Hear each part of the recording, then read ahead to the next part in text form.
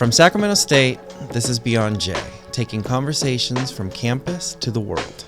I'm your host, Phillip Altstatt. Happy New Year, everyone. We'll be resuming our regular episodes in February, but today we wanted to do something a little bit different. I've interviewed several members of the Hornet family, and today I wanted to share a bit about myself and my own Sacramento State story. So I'll be sitting in the hot seat, and my producer, Jonathan Morales, has joined me and will be the one asking the questions.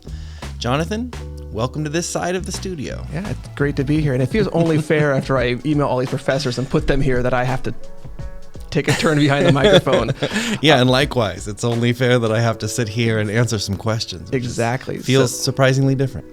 So for people who don't know, Phillip, in addition to being our wonderful podcast host, is a Sac State alum. He earned his degrees in art studio, bachelor's degree, and a master's degree in art studio here at Sac State. So you've really been a part of the Hornet family for a while. So it feels like home for sure. Yeah. So I just wanted to start out with you telling us a little bit about your Sac State story. You know, how and why did you come to the campus, and what was your experience like here? Yeah, I had a really close friend who was a student at Chico State. And after she got her bachelor's degree there, came here for a graduate degree. And I had been living in Sacramento, my whole life. And she wondered why I hadn't attended college. Well, I just don't know how to get how personal to get on this. I became a father at the age of 16.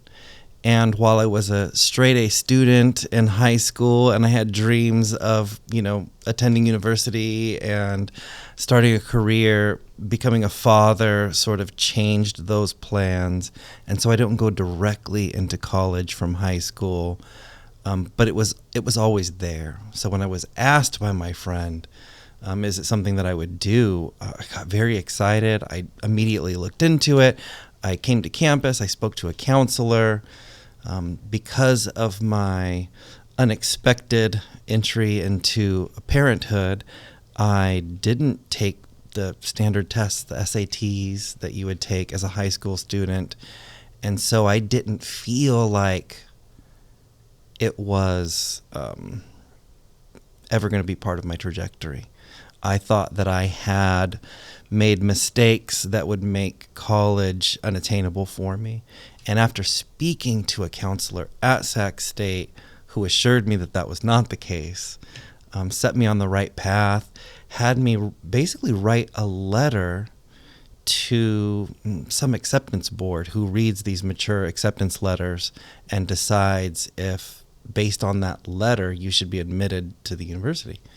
And so I wrote this letter. They accepted it, and this was summer of 2005. August of 2005, I started as a student. Wow. And I love that because I think there are so many Sac State students who don't necessarily share that exact story, but they have a story where their path to college was not necessarily straight. There were some zigs and zags along the way, but they were able to find a place here and find a way to get here. So I think that's a really cool story. What did you enjoy most about being a student here, and what did you find to be the most useful or helpful or just really fun things that you learned while you were here? We call it the Hornet family, and in some way that could come across as just part of our brand, but I really do feel like I became part of a family and that Sac State was my home. I was nervous about being, 8-9 years older than all of the other students that I thought I was going to encounter. That wasn't really the case. There were other students here that were my age, older, younger, of course. But I came, I think, with a different focus than an 18-year-old would. I immediately started taking classes that really challenged me. It was nearly a decade out of school, yet I took calculus and physics, thinking I was going to go into, engineering or some, mathematics-based career. But what happened is I took a painting class because you needed the elective courses. And I was really embraced by that community that was here on campus. I was lifted up, told I could do something that I had previously been told in another lifetime that I couldn't. In high school, I had an experience with an art teacher that pulled me aside because I took 2 of his classes and was like, hey, look, you should really stop taking my classes. I don't see any potential. And I didn't make art for a decade. Wow. So here I am, I'm at Sac State, and I take a painting class just out of curiosity and because I needed to fulfill an elective. And this faculty member wrote me a letter at the end of the semester and was like, hey, I loved having you in my class. I see a ton of potential. It's so funny that he used that word. I would love to have you again. And I think the art department would love to have you in our program. And I mean, just blew my mind because that same semester I did not feel that, and it's nothing against the, College of Engineering and Computer Sciences, right? I just kind of felt out of place in one class that I had taken. And it just seemed like a switch that I should make because I think from the way I treat myself is that I'm not always honest with what I want out of life. And having this lifelong dream of being an artist had been pushed aside for something maybe more practical, like engineering. But having that little push, it changed my life. So I think that probably I'm veering from your question a little bit, but just that being embraced as part of a family and encouraged to explore was life-changing. Yeah, and when you talk about, it's not as practical, that leads into you've found a really close to home practical way to put those art skills to use because you're on the staff here. Mm-hmm. You obviously work here in University Communications. You're a podcast host, a graphic designer. You've worked as a web designer. You've worked as a videographer. You found a way to put those skills to use. And one of the things you do is you interview a lot of our graduates for Made at Sac State. And I wanted to ask, as a fellow alum, what has that experience been like for you, and what, how does that change, or how does even your own perspective as an alum influence how you interview and how you talk to other alums when we're trying to tell their stories? Yeah, I think I'm just really proud to have graduated from the same institution as a lot of the people that I get to interview. Of course, these people are very successful in the career paths that they've chosen. So, it's kind of easy to be proud of what they're doing because this is the very reason that I'm interviewing them. But it just makes me feel like somewhere along the line, I made the right choice. Clearly I went here to get my bachelor's degree. You heard the story about how I got here. There was some level of convenience to choosing Sac State. And I had a different choice when it came to getting my graduate degree. And I just felt that there was still more to get out of being at Sac State at the time. And so I hear their stories, and I think that I connect on a level of, I got that from this place too. I got what I needed to grow from the people that are part of this community. I'm always amazed when we talk to the folks for Made at Sac State, when we always ask them the question, why did you choose Sac State? And most of them honestly are, I was at ARC, I was at Sac City, I needed to stay home, and I came here because it was close, it was affordable. And that's part of the reason we're here. But then when they get here, it sounds like you had a similar experience. It's like, there's some possibilities here that I didn't think there were. And so I want to maybe transition to asking you about your art. And you said you had a lifelong dream of being an artist. When did you know or realize that this is something that you had a talent for? I was not even a student. I was like preschool aged, and my mother was very creative. She must have faced a lot of the same challenges as me because she was very skilled at drawing and painting, but never got permission to become an artist. I think it's something that a lot of creative people are up against. That, in fact, here at Sac State in my graduate program, a fellow student, part of my cohort, would ask other art students, have you ever called yourself an artist? Have you accepted that title? And I was surprised at how many students said no to that question and struggled and just spent the rest of the semester sort of like wrestling with that. Whereas I, fortunately, I think my mother didn't want me to feel the way she did about art, always encouraged me to take it further. And one day I did this drawing of our dog, and I brought it to my mom, and I was like, okay, call the museum. And she said, what are you talking about? I said, I'm done. Call the museum and tell them that the drawing is ready. And like her poor heart, right? Because she was like, had to explain to me that the museum didn't want my drawing. And I was like, yeah, they do. You just got to call them and let them know. So I just, like I said, I think it was always until that, day that the high school teacher decided that you're not cut out for this. But by the way, I encountered that same teacher here at Sac State in the graduate program. He came to do a guest lecture to our class. And at the end, I pulled him aside and I was like, hey, this thing happened, when I was a child. You were part of it. And I don't know, I just want to reconcile that this thing happened. And, here I am, and here's my work. And he loved my work. Couldn't believe that he would say that to somebody, of my age, or anybody at all, really. Apologized and just gave me some background on what was going on in his life, and that he's surprised but not surprised because of the things that he was going through. So we did make amends, by the way. It's nice that you had that closure a bit. Yeah. How would you describe your art? I think that another artist friend of mine summed it up perfectly. He says that he called it a re-enchantment of the everyday. And I had just immediately took that, wrote it into my artist statement, and it's been in my pocket ever since, because it really, I think, describes, what I do. I'll find an old, lost dog, missing animal poster on a pole that is just 2-3 years old. Very fascinating, because this thing has outlived its intended purpose, and yet it still just kind of dances in the wind on this pole. And that life after intended purpose idea has really injected itself into a lot of my work, whether it's sculpture. I did stop motion animation for a long time, even the paintings and the still lifes. It's always this stuff that is like beautiful garbage, Yeah.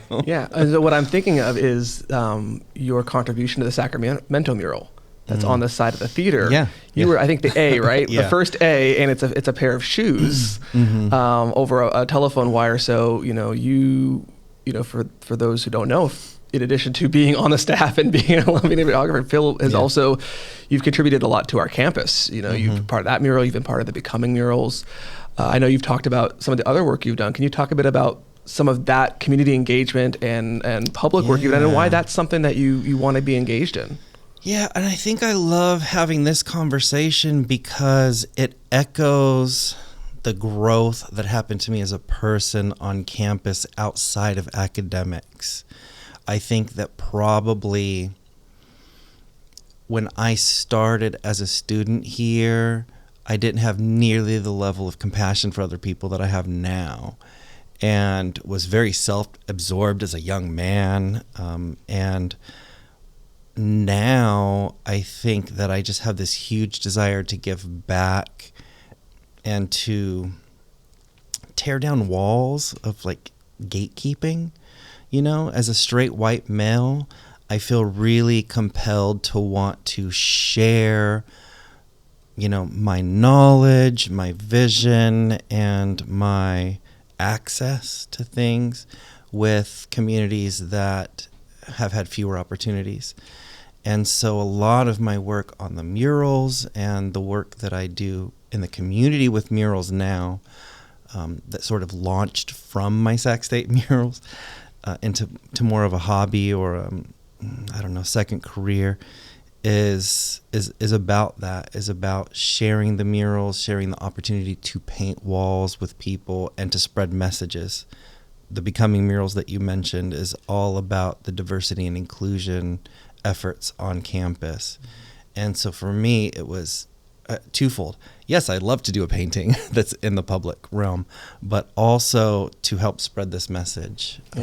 Where else have you done this work besides campus? Yeah, over the holiday break, I painted a mural at a local high school, Aspire Alexander Twilight Secondary Academy. Very kind of confusing name the first time I ever read it, but it's a really excellent school. It's a charter education, but it's public, so it's free, and almost all of their students come from low-income families. Many of them are homeless. Many of them are in the foster system, but they've been given this opportunity to get a charter education. And now I got to, over the break, I got to work with some students that got a chance to learn that art doesn't have to mean being a starving artist. There are things that you could do to make a career out of this and to be professional. Yeah. You also recently created a deck of playing cards, which I unfortunately did not win during the University Communications White Elephant holiday exchange. Someone else got those cool cards. It's always fun seeing the little ways you can just create little pieces of your art. It was also a long time dream. I always wanted to design a deck of cards. Playing cards? And, I told myself I couldn't do that. That was somebody else's job. And then one day I was like, wait a second, I do what I want. Well, it seems small, but then you go, well, it's 52 separate pieces of art. Yeah. So your most recent role on campus is podcast host. And actually, it's not entirely new for you because you started this podcast a few years ago before the pandemic, put together some really great episodes that I think we've been able to reshare. And now you're helping to bring it back. And we've interviewed some really cool people on campus, some really interesting folks who are doing great work. Why is podcast hosting something that you wanted to branch into? And what has it been like to use this specific medium to share Sac State stories? I was actually really fortunate before the pandemic to attend a conference for educators on using multimedia. And I went with a camera expecting to expand on my video making skills. And what happened to me was I heard from a woman who goes to Duke University, runs their podcast studio, talk about how the audio platform really lends itself to listening on a deeper level. The minute you add video, and here we are in front of the camera, right? But her claim was that the minute you add, video or some other way to use your senses, it cuts your ability to really take in the audio message, and to you could not listen on the same level.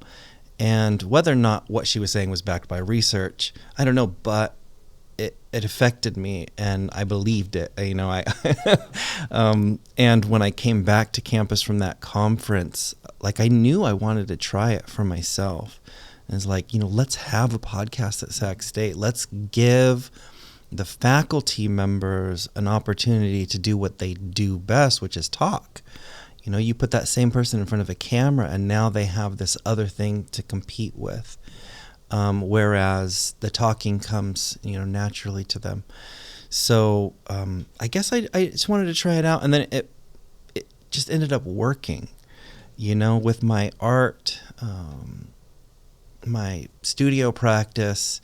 I have always found it very difficult to stick with one thing. Do I draw? Do I paint? Do I make sculptures? Do I make the stop motion animation? I really like making videos.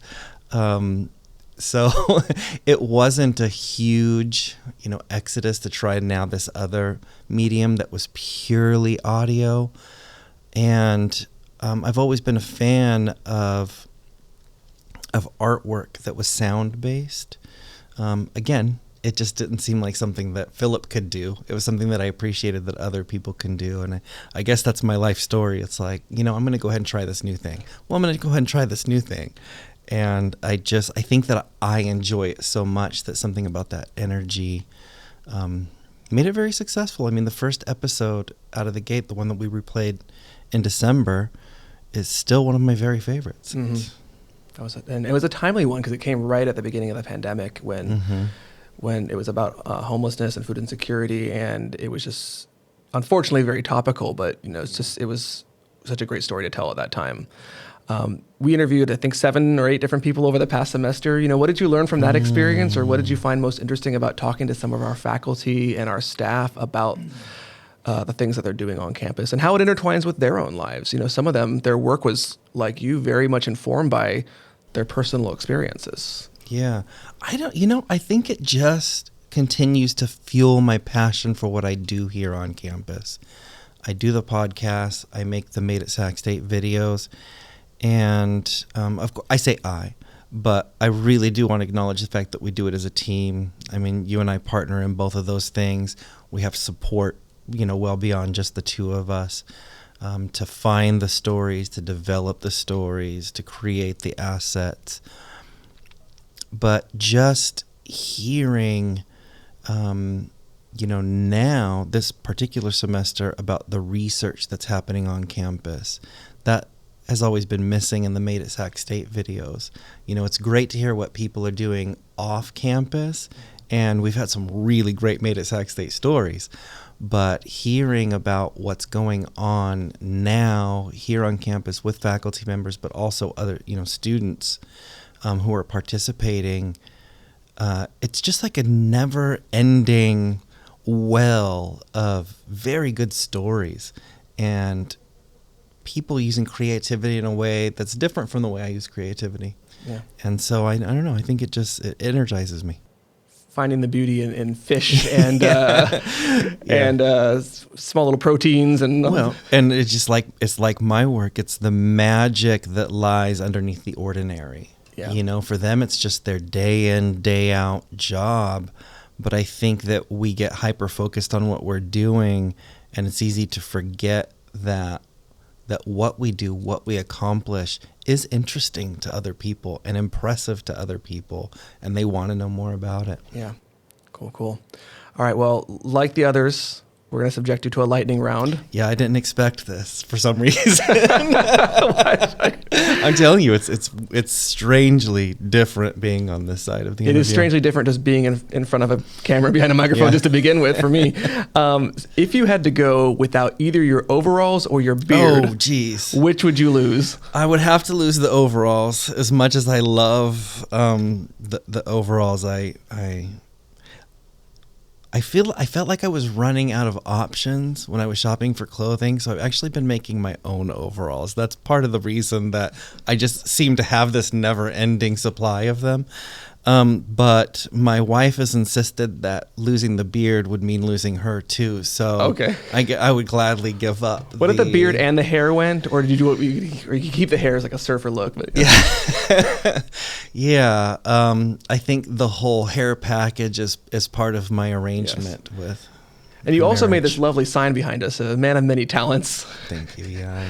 3D printing along with everything else. There you go. So this one, I did do a quick call for questions, and this one's from Sasha Sidorkin. Interviewed him for our second episode on artificial intelligence, and he did get back to me, and he said he wanted to ask you if you could time travel to any era for just 1 week.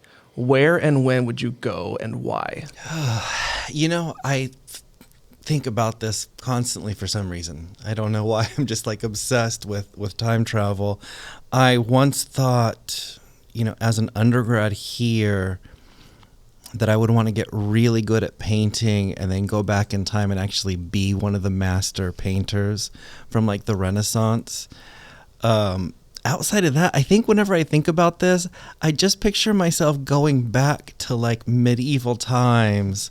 For some reason, I just feel like I could impress them so well, being a magician. Yeah. I guess I just wanted to go back and appear as a wizard. Yeah, so you already have the wizard look. Yeah, I do have the wizard. Maybe that's part of it. Is this desire to go back in time and be a wizard for. You could be like Michael J. Fox in Back to the Future. You could go back to the Renaissance and show some post-impressionist painting. You're like, you don't get it now, but your kids are going to love it. Yeah. I feel so compassionate now for people with a lack of education, but there's this desire that I have to go back in time and really exploit the uneducated. We'll get you a staff. With my magic. We'll get you a staff and a pointy hat. All right. Lastly, who is your favorite artist? So my favorite artist, his name is Charles Christian Knoll, and he's got some pieces that are at the Crocker Art Museum here in Sacramento. And over the break, I took my family to the Crocker, and I don't know why. I go and I immerse myself in the work, but I never read the little plaques next to the work, and this time I finally did. I don't think anybody does. Well, I'm so in love with this guy's work, and I have been for years and years fascinated with it because it's very colorful, like keyed up to the point where now it would be compared to more like animation, because this is so vibrantly colored. Even though the depiction is quite realistic, the color is too vibrant to be like a photograph. I read the description, and it was actually work that was commissioned by Margaret Crocker for the museum, late 1800s. And was deemed too scandalous for Sacramento. The work was gifted to a museum in San Francisco, and then fortunately purchased back, and now is part of the Crocker's permanent collection. But just the expression, especially on animals' faces, just gets me every time and inspires my work quite a bit. Great. Well, Phil, thanks so much for sitting down and taking the questions. It was a lot of fun. Thank you for hosting. I think that you're natural, and we may see more of Jonathan. And we should shout out, you can't see her, but our photographer and videographer, Viviana Ortiz, is also doing great work as part of this team. So thank you, Bibi. Well, thanks for being here, Phil. Yep, thank you. Beyond J is a production of University Communications at Sacramento State. Our producer is Jonathan Morales. Photography and videography by Bibiana Ortiz, and editing by me, your host, Phillip Altstatt. If you liked this episode, please leave us a review and consider following us on your favorite podcast platform. If you have questions or comments, email us at communications@csus.edu and visit us online at csus.edu/news/beyondj.